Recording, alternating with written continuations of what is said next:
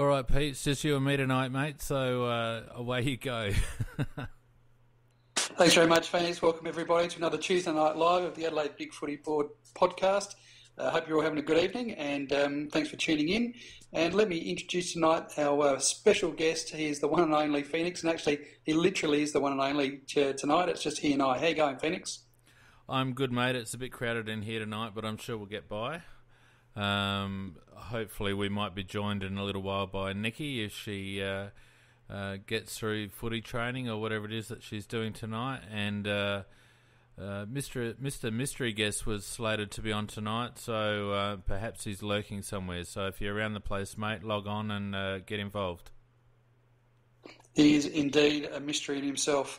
All right, mate. Well, look, given it's only you and I, we'll kick it away and we'll have a chat about, I think, the game that was on Friday night, the last of the NAB Challenge games, which was the game against the Gold Coast Suns up there at Metricon. How did you see the game, mate? Yeah, look, I don't know. I thought we played well in patches. I thought there was some good individual performances, but I did think, particularly after the Richmond game the previous day, it looked like a lot of our players were playing a little bit off the contest and worried about getting through and being available for the first round. So it was a bit bruise free, I think. Yeah, what did you think of the fact that in the NAB, take out NAB 1 because that was obviously just a bit of a joke. If you look at NAB 2 and 3, in both those games we lost contested possession. And lost reasonably comfortably. And I think we lost clearances in both as well.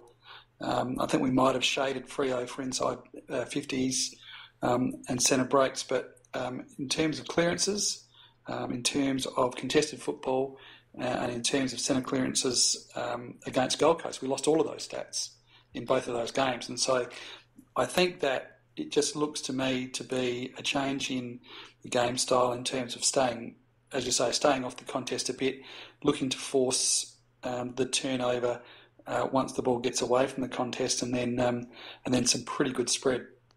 Did you see it that way? Yeah, I think so. Certainly, if we're relying on contested ball this year, we're going to be coming unstuck because we just don't have the players in the engine room. I think obviously Brad Crouch coming back in adds a little bit, but certainly watching even blokes like Scotty Thompson and that there was an effort, I think, to stay off the contest a little bit. And I do think that we're focusing much more on what Pike terms our team defence.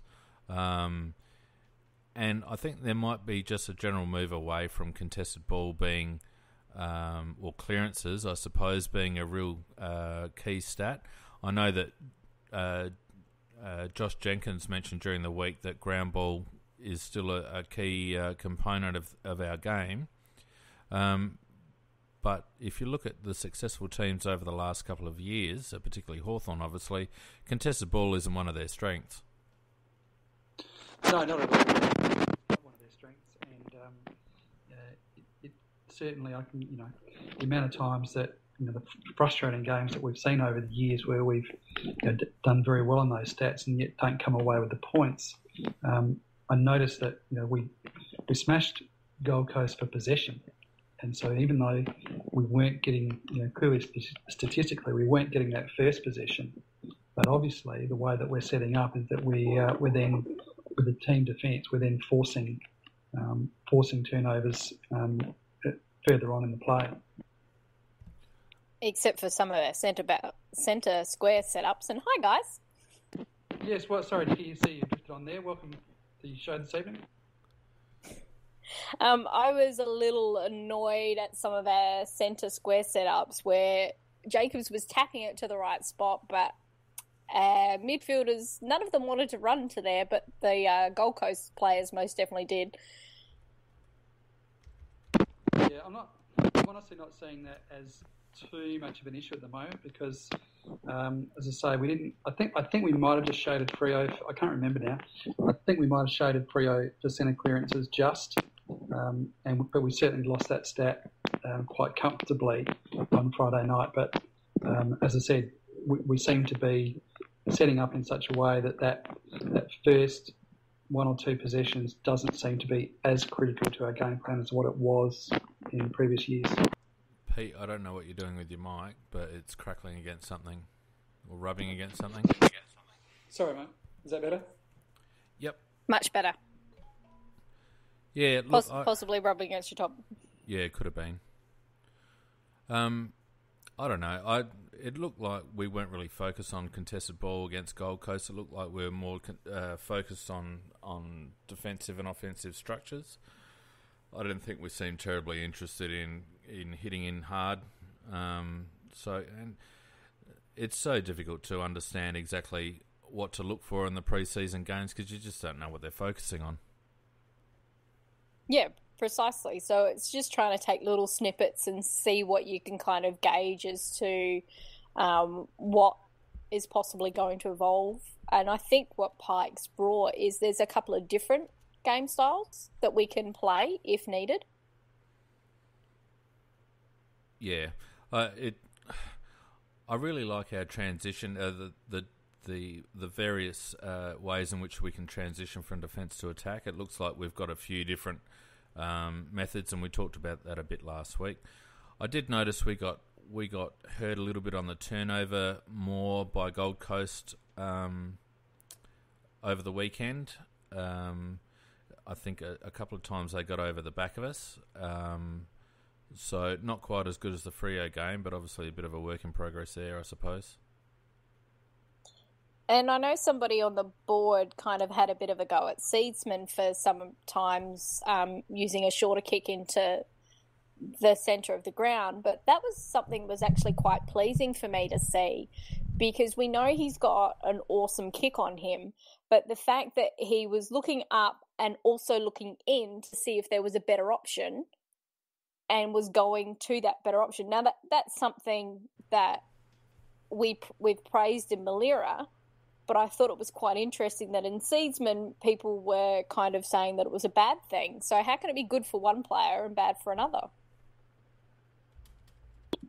Well, I've always felt as long as, rule one, you get it. Rule two, you give it to someone else. And if you've done those two things and it's got to the next person successfully, then I think, that's not a bad thing. Yeah, I thought some of our transitions we were doing, it didn't quite end up in a goal or whatever, but there was some really nice movement to see, and you could also see that Gold Coast were kind of like, oh shit, how can we cover this? Yeah, I think that we look a bit better with the ball, and I think that the team defence, I hate that sounds terrible, doesn't it sound so American? I always tell my kids off for being American pop culture exponents, but the team defence that we're playing just seems to be able to get that ball coughed up, and we seem to be able to spread nicely, and the transition then looks really, really good. Now, Ryan B on the chat, and I'll just remind people that are listening that you can hop onto the chat if you go to our link that's in my SIG on the forums, or if you have the app on your phone, you can tap on the little bar down the bottom and it'll take you to the chat page. He had mentioned that we didn't get a lot of love from AFL Roundtable this week. Anyone watch it? I completely forgot it was on, but I'd also kind of looked at the ads for it and went, they're going to say we're out of the 8 and we're no chance because Dangerfield isn't here, and I'm sick to death of hearing that. Well, I noticed it's just... Go on, Pete. No, sorry, mate, you go. I was just going to say, I noticed on some article today, the wrap-up of Adelaide's chances was, again, all tied around how we cover Dangerfield. Like the lack of depth in terms of the coverage of our transition to Pike and new game styles and whatnot is, there's not a lot of thought going into it at the moment. That's what annoys me is it's just a complete lack of research, and it's for people that are getting paid to do the job, it's so unprofessional the way they go about it, because they look for an easy explanation of everything, and they don't. If you heard it once, you heard it 1,000 times. How are we going to replace Dangerfield? Well, it looked to me, and if anybody would bother to actually put a fine tooth comb across the statistics, that the way that we're going to do that is to actually not rely on being such a contested ball team. Yeah, I mean, we've still got Thompson who gets the ball great as well. I thought it was kind of interesting that in the setups on Friday night, you could see Thompson got the ball, and hanging close to him to get that outlet pass was Cam Ellis-Yolmen a lot of times. Now, he was fumbling a bit, but I thought that was kind of interesting that we were using Ellis-Yolmen as a bit of an outside player as well. And I think somebody on the board said they watched the roundtable and Healy was trying to justify how we've actually managed to cover that loss of Dangerfield and the changes that we've made. But, of course, David King, who still can't handle us, actually winning in 1998, just didn't want to listen. It was all about Dangerfield. We've lost Dangerfield. He's fixated. Some rubbish about losing 4 games. Yeah, that we're going to lose 4 more games because we don't have Dangerfield. It's like, I'm sorry, That's but right. what? How? Right. That's just, I kind of knew that was coming. I'm actually looking forward to see what Russell Jackson and The Guardian will actually say about us. He's started doing his take on where teams are going to finish. And interestingly, what he does, he doesn't give an actual spot. He's giving a range of where they're going to fit within. And I think that's probably the best way to look at this season, is that we're not going to say this team's going to finish 8th and this one's going to finish 9th. Well, they're probably going to finish somewhere between 6th and 11th, or between 18 and 15. Yeah, that's fair enough. There's a couple of players that I thought we should focus on. One that's got me a little concerned is Rory Sloane.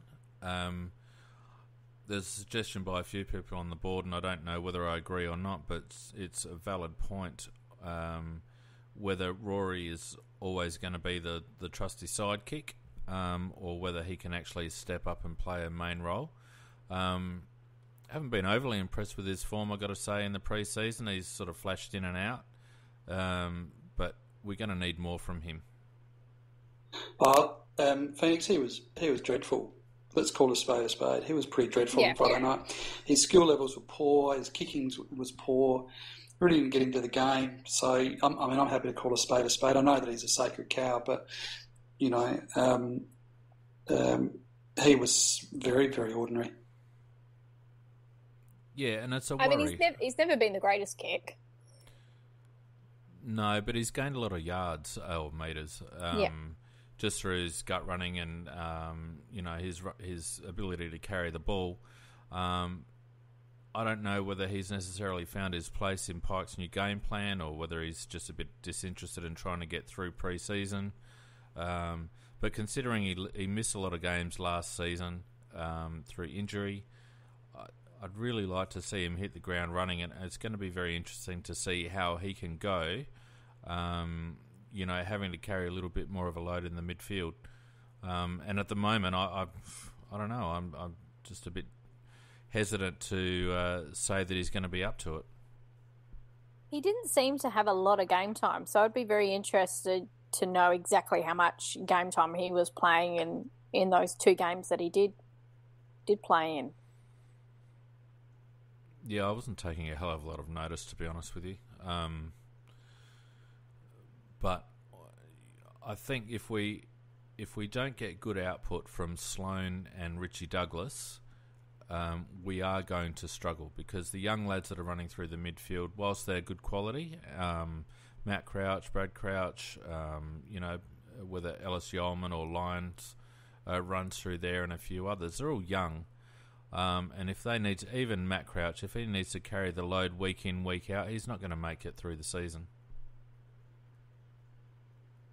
No, we've got to have that depth. That's a fair comment. And, Sloane is supposedly one of the leaders on and off the field, and you just can't afford to have, him dropping under that, 20 positives per game. The other spot that really interests me at the moment is the second half back slot, assuming Seaman's got one nailed down. He's on a wing. Well, if he doesn't push up to the wing, or whether Brodie pushes up to a wing, it seems to be a contest between Van Berlo, Chaney, maybe Sam Shaw. It'll be very interesting to see who starts off. I have a feeling it's going to be VB. I don't think Chaney did himself any good on the weekend, just with his poor disposal and a few poor decisions. And VB doesn't fill me with confidence either. So who do you actually think your back six is then? Well, I think, Brown, Talia, Laird, Smith or Seedsman, Hartigan, and then it's the last spot's up for grabs, really. Oh, Lever, obviously. Yeah, where's Lever? That's what I'm trying to think. Well, who else is going in there?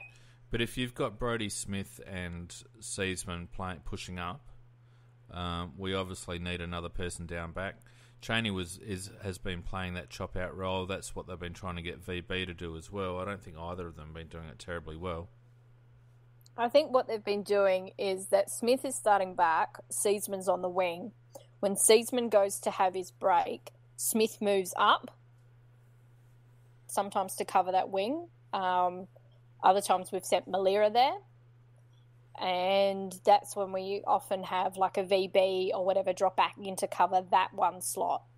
So Smithers actually talked about it, that what the rotation means now is that you still get the same amount of breaks, but you're spending longer time on the field and then you're spending a longer time off in one solid break. So they're still actively doing exactly the same amount of game time on the field as what we were off. So that's what's having to happen, is that when you're finally taking one of those players off, everybody kind of shuffles around a little bit when you bring someone on. Yep. So I'm seeing more that like that VB is somebody who can come in and he's either going to relieve one of the midfielders or he's going to, drop into that little backline position. That we know he can do that. He can actually defend. So for me, he's a good one to have on the bench because we know what we're going to get from him and we know we're going to get 100% gut running from him all the time. Yes, he's going to make a mistake every now and again, but most players do. You know what you're getting with him. I think it'll also depend a little bit on who we're playing. North is going to be interesting because they are a bit tall. Yeah, absolutely. And that's why I wonder whether Shaw comes in for round one, to be honest. He does give us a bit of height. And speed. Pete, did you actually go to the SNFL trial? No, I didn't, unfortunately. And I only saw the main game on replay, so I was a bit out of action on the weekend in terms of watching football. But apparently, Sam Shaw did very, very well and probably put himself into calculations. But I tend to think that it's between Van Berlo and Chaney. And I was a bit outspoken. I think I got a bit annoyed at some of the dribble that was posted on the board on Friday evening about Chaney's, the way that he played on Friday night. I went back and I watched it closely, and I watched it just in some aspects just for him. He did a lot of good things. A lot of good he did. Things. A lot of third man up where he killed contests, where he backed back into packs, where he played the team defence. Helped players out. He won 2 1-on-1s with Lynch just around the goal square area, which would have been 2 certain goals. He puts in a last ditch tackle on a guy that was running into an open goal that forced the ball to hit the post. So there's 3 goals that he saved. He's run forward, he's taken a mark inside 50, and then his handball detects for his super goal. So he's probably single-handedly saved 3, and was responsible for the goal assist on the super goal. So my count, he turned the ball over twice and kicked the ball out of bounds on the full once, and he had 16 disposals. So it equated to about an 80% disposal efficiency. So look, I'm not the guy's dad, and he's got his faults and he's got his limitations.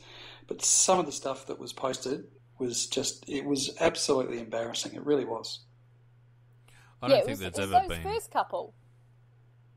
It was the first couple that annoyed me, and I was just like, I just wanted to. But see, this is what happened against Freo.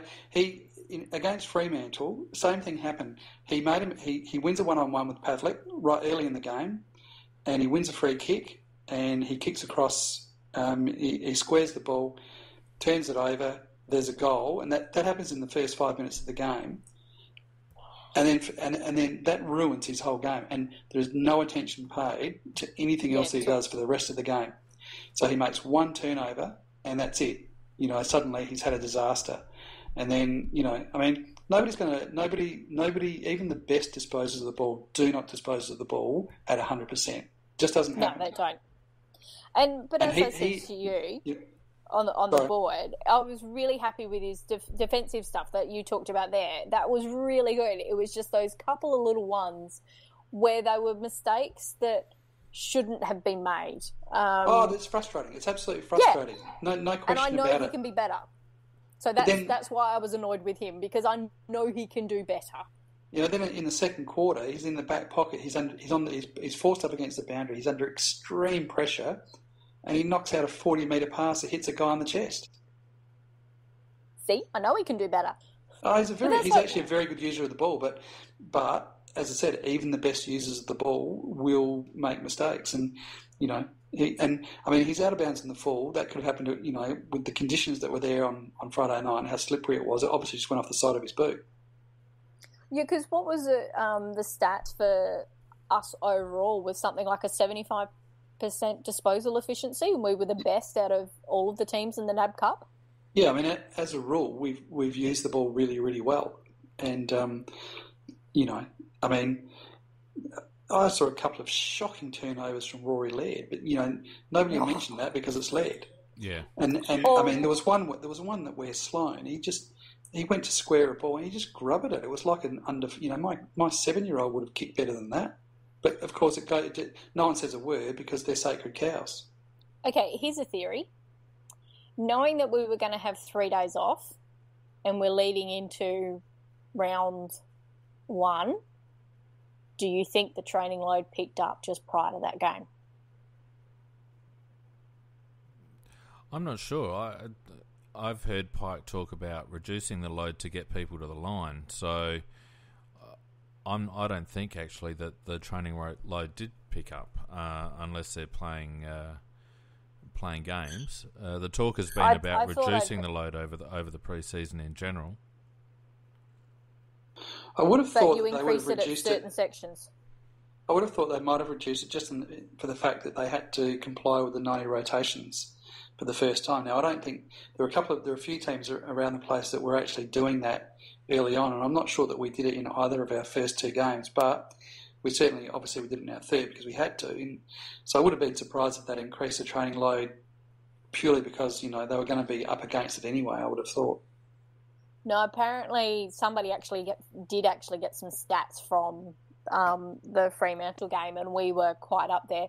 I think with both of those games, because of the heat, we just went, nah, we're kind of going to do what's best for the playing group and not trying to restrict us.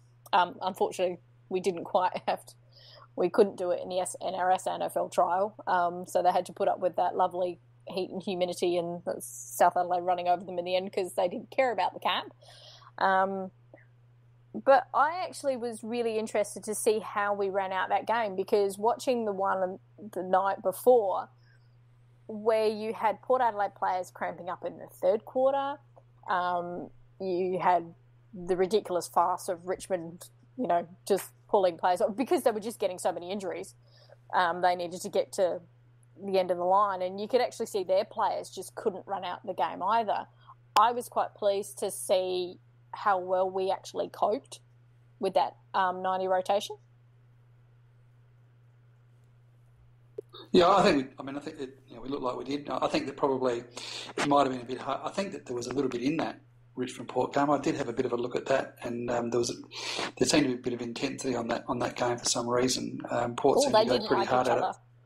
No, Port went pretty hard at that game, and but they had their rotations in place, and they explained away the loss to Melbourne on that basis, that they had those 90 cap in place against Melbourne. And just on that, when you think that St Kilda, sorry, just to digress, but when you think that St Kilda missed a trial game so that they've only got 2 games under their belt, I reckon Port could win by 200 points this week. I don't think so, because they really don't look fit to me. I think fatigue is going to play a big part this season. It's far more noticeable this season with the second round of reduction in rotations than previously. And therefore, I don't actually think it's a bad strategy by Adelaide, particularly with their early season draw and the need to hit the ground running. That the training load hasn't been as massive. Because there's been a lot of gains where disposal efficiency and ball handling and general skills have dropped off substantially in the second half. And a lot of people just probably haven't ever seen that in AFL football because they haven't lived through the 80s and the 90s where, fatigue was obviously a factor. So it's going to be very interesting to see how commentators and supporters analyse matches now with that fatigue factor built in. I think it's going to be quite enjoyable, to be honest. And that's where your good disposal should come in handy. So you can't gut run as much to beat your opponent. You're not as fit, or you're feeling like fatigued and tired, so you can't run at the 100% that you could at the start of the game. But those that kind of have been working on their disposals and still keep it fairly clean, even though you're getting tired, they're the ones who are going to advantage, I think. So Hawthorn will continue to do quite well because we know they work on that a lot. And I think that's possibly why Pike's been really pushing that, getting our disposal efficiency up, is to combat that this is what's going to happen at the end of quarters, and especially towards the end of the third quarter and into the fourth. Well, not only that, it makes you wonder whether that's one of the thinking behind dropping off on contested ball, because nothing will wear you out more than hitting in and getting the ball, 50, 60 times a game. So perhaps what we're playing is a more, a less draining style of football, in order to be able to still be on top of the ground at the time on in the last quarter. So more well-rounded. Yeah. Possibly. Who knows? All right, guys, just moving along a sec. I wonder if we might just take a look around NAB 3 generally and just see whether there was anything else around that interested you. One of the things that did interest me was the fact that Brisbane St Kilda game was called off. I reckon that's going to really, really hurt both those teams. Both those teams only had their. I think that they intended getting their main play, a number of their main players back in NAB 2. Didn't have NAB 2, and so NAB 2 became NAB 3, and so they're only going to get one game under their belt. A lot of their better players. So Brisbane were fairly easily overrun by GWS, and St Kilda done by Melbourne reasonably comfortably. So just reckon that's going to really, and you just couldn't imagine there could be two worse games for those two teams, Brisbane going to Perth and St Kilda going to Port over here. See, the St Kilda game, that was quite an entertaining game, and they were fairly close all the way through. It was just once they took Revolt off and they really started to tire, which I think was because, as you said, Pete, that lack of that second game. The one thing I do want to say out of NAB 3, which I loved, was the Merit Cheer Squad. Didn't see that. No, didn't see it either. Okay. So the GWS Brisbane game, there was, as you can imagine, a lack of a crowd. But there was this group of kids, and I think they were a footy team, because they all seemed to wear some similar shirts and stuff. They're like teenage boys. And at one stage, I think it was in the second quarter, Merit's done this huge fist out, but it's unfortunately gone straight to a GWS player, and he's kicked a goal. And so there was a bit of a cheer and stuff. And the next time the ball came down, he's done a huge spoil, and it's gone over the boundary line. And there's a huge cheer come up from behind the goals. And I think it's his group of kids who were probably going there and were giving him a bronze cheer. But he's turned to the crowd and he's like raised his fist up like, yeah. And the kids decided, right, we're going to barrack for you from now on. So they started chanting his name. Every time he fisted the ball, every time he got near it, and when they changed ends, the kids got up and they moved so they could follow him down. So at the end, the start of the fourth quarter, he's jogging down towards that end, and they're doing this huge cheer and everything. He's actually gone up to them before the quarter started and given them a few high fives and stuff. It's that old school footy where you used to follow the full forward back and forth, but in this case, they were following the full back. That doesn't surprise me, given the team that they're supporting at the moment. Everything's back to front. True.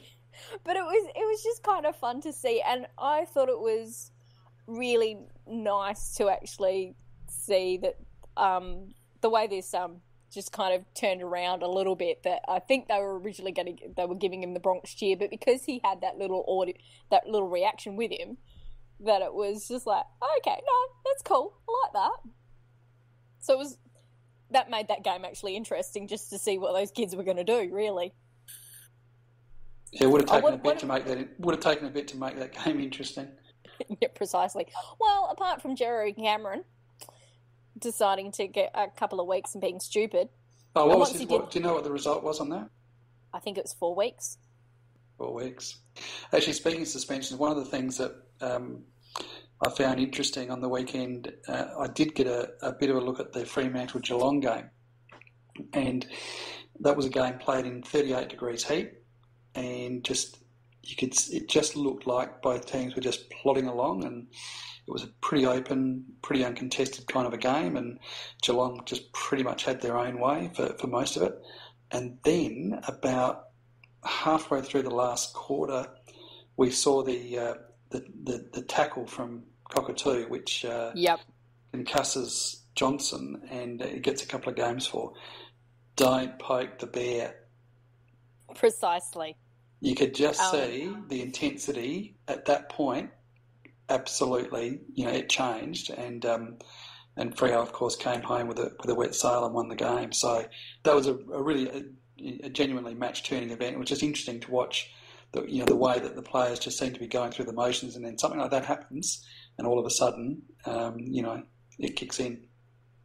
Do you think he's very lucky to only have 2 games for that tackle?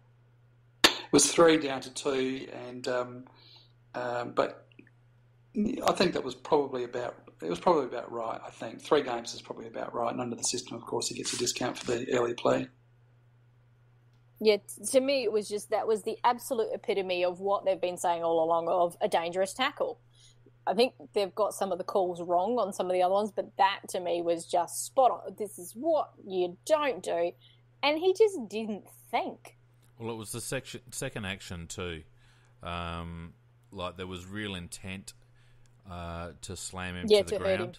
Yeah, and that's what they've been against for the last 2-3 seasons. So I agree with you. I think he was lucky to get 2, to be honest. We have a mystery guest here. Hey. Hey. We've got a newbie. Better late than never. Welcome, Mr. Mystery Guest. How you going? Yeah. Sorry, guys. Stuff went on off at home, and I wasn't able to jump on. I was going to send a message. I've got a little bit of a cold at the moment, so I'm a little bit croaky, but yeah. We were just talking about the Nakia Cockatoo and the Jeremy Cameron reports. Yeah. Right, well, we've got about, on my count, looking at Phoenix's messages, I reckon we've probably got about 10 minutes left. So do we want to just have is that spot on? Yep.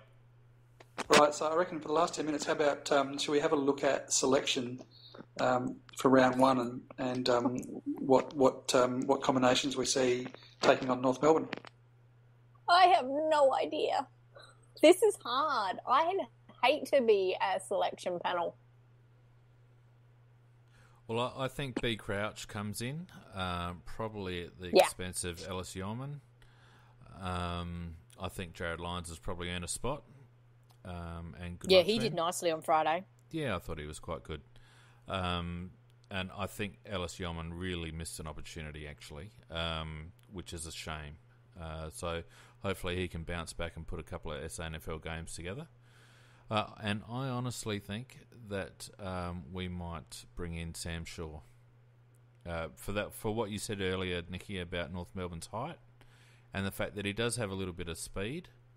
The interesting thing is, I think, how our forward line is going to set up with Millera, whether Millera stays in. I think he will. I think he will too. And we've got Charlie Cameron in the wings, obviously, so it'll be interesting to see how that all works out. The smoking there seems to be Mitch McGovern. Do you guys understand why I like him now? I think we all, I mean, I've been, a fan of his for a while, I think, but he was very, very good. So here's an idea. Why wouldn't you play McGovern down back? Because you can. Yeah. So that's the thing, is we can play him there as well if need be. He's almost a better option than Hartigan in the long run. No. I would really like... Sorry, Nicky. Hartigan's bigger. Hartigan is bigger. Hartigan is quick as well. People forget that about Hartigan. And interestingly, pre-draft, Hartigan was actually the better player than Talia. I'm a Hartigan fan, but Hartigan, I think, only plays on certain matchups. Like, for example, who would you rather have in against a team like, say, Western Bulldogs? Yeah, true. There's no matchup there. So, what about Mr. Mystery Guest? Jump in here and let us know what your thoughts are, mate. I would really like to see us play McGovern as swingman. I've said before that I think not sure if he's there yet, but especially long term, I think he could be really valuable. I can see him being able to play in defence loose, similar to Brother. Then he can also switch forward and give us another marking option. And he can play midfield. Actually, it's interesting to see West Coast starting to use Jeremy in the forward line. I've noticed that in both their NAB games, he's drifting forward quite a bit. So yeah, they both swing pretty well.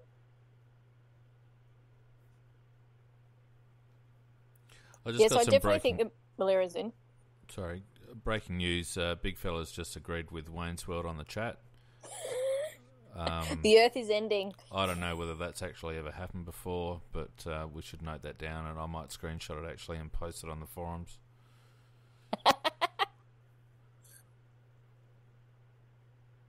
And what about my old friend Rory Atkins? Does he get a game? Yes. Yeah, I think he might do. At whose expense? McKay. Because he played those first couple of games and he actually did well. And by all reports, he was quite good again. And I've seen a couple of... they had highlights and they put a couple from the SANFL game, and there was some really nice little evasion moves that they highlighted from him, which is what we've wanted to see. So been a real feature of his pre-season, actually. That extra little bit of time that he seems to have had this season, which has obviously come through fitness and confidence, I think. So I reckon he might win, because that's the way we were kind of setting up on the wing, which was Seedsman on one and Atkins on the other. That was our starting wings. That was our preference, I noticed, in the West Coast game and a little bit in the Freo one as well. So does anyone know how far away Charlie Cameron is? I think he's going to come into round one calculations. I will predict him and Knights are both apparently ready to go. but I will suspect they will come through the SANFL. Yep. Because that's what Teague actually said about McGovern, was that in the first 2 games he was kind of providing the defensive pressure, the forward defensive pressure, that the role that Cameron normally does. So McGovern was doing that instead, and he was doing that really well and doing a lot of work off the ball, which a lot of people couldn't see. Yeah. And then the third game, they wanted him to, really work into his offensive side, which we saw what he can do. And I think he was just taking that little bit to get up to speed. Well, I mean, it always takes time when it's a step up and you're learning structures and learning teammates and whatnot. So, I think he's done extremely well this pre-season, and he's definitely not done anything to warrant getting dropped. I think in the end it'll be down to team structures and whether there's a spot for him. And I like what Mr. Mystery Guest said earlier. I think he is the perfect swing man. He can play either end of the ground. He's got some pace. He's got some mongrel. He's good in the air. Quite a handy, versatile player to have. I think you'll nail down a spot. I reckon he's in. And I think I said today, I think he's in for Charlie Cameron, to be honest. I think he's taken that fifth forward spot, and he'll provide the defensive pressure that Cameron provides, and he'll also, he's, as you say, he's good overhead mark. He's a very, very good kick for goal. He's a true forward, and if they need him to push up the ground, then he's got that fitness and he's got that capability to push up and be part of the team defensive structure as well. He had to have a kick up the bum when he first arrived here, and by all accounts from within the club, he's responded to that really well. And so he's built his endurance a lot more than when he first came here. So I can see, even before putting him in, I was looking at our forward line and thinking that's got to be a nightmare for most other teams. Now you add McGovern in there, that's a really tall but mobile forward line we've got. SANFL team's forward line's looking all right too, just quietly. Yeah, that was not too bad. Yeah, I agree. There's a lot of flexibility in that forward line, and it's a very, very difficult one to match up upon. It's just an awkward height. What is he, 191 or 192? I'd have to look it up, but I think, he's around that. He kind of walks a bit hunched over, so he looks a bit shorter than what he actually is. Yeah. But what we haven't seen at the AFL yet is when he does jump, he floats through the air. He's got that bit of a glide. Yeah, I reckon he's in. No, that's my belief. I think Rattles will squeeze in as well. I think that they saw him as part of the new game plan they wanted to play, and I think they like his outside use and decision making. So I think that he will have forced his way back in. I just wanted to quickly finish. Oh, go on quickly. 37 possessions in the midfield from Harry Wick in the SANFL trial. Not too bad, seeing we're now playing him in the midfield. Notice that. Right, I just want to say really quickly, for the people that are listening, and we'll obviously post it on the boards, that as from next week, our new format will commence. So we'll have our Tuesday Night Live as usual. We will have our first Thursday preview Crowcast, which will happen on the Thursday night at 7:30, hosted by Scorpus. And following round one and all future rounds, hosted by yours truly, we'll have our Sunday review / rant, depending on how well we've gone. So Phoenix may be swearing. It'll be explicit content, so prepare yourselves for that. So just in an effort to split things up, so keep an eye on the boards and for the times. And Pete, I'll hand it over to you, mate, to wrap us up in a manner only you can do. Phoenix, thanks very much, mate. First of all, I'll do what I was remiss in doing last week, and that's thank you for all of your technical support as always. I look forward to the new format with the preview, because I thought Scorpos did a really, really good job last week, and got a great voice for radio, so he'll do a great job. Thanks very much, Nikki, for joining us tonight and providing all of your insights. Mr. Mystery Guest, sorry we only got you late, but thanks for for the input that you had. We appreciate it, and we appreciate everybody out there listening. And any comments that you want to put in there, please throw it on the board and let us know what we're doing right or wrong. But great to hear from everybody tonight, and we look forward to having you with us again on our next podcast. Perfect timing. See you guys. Bye.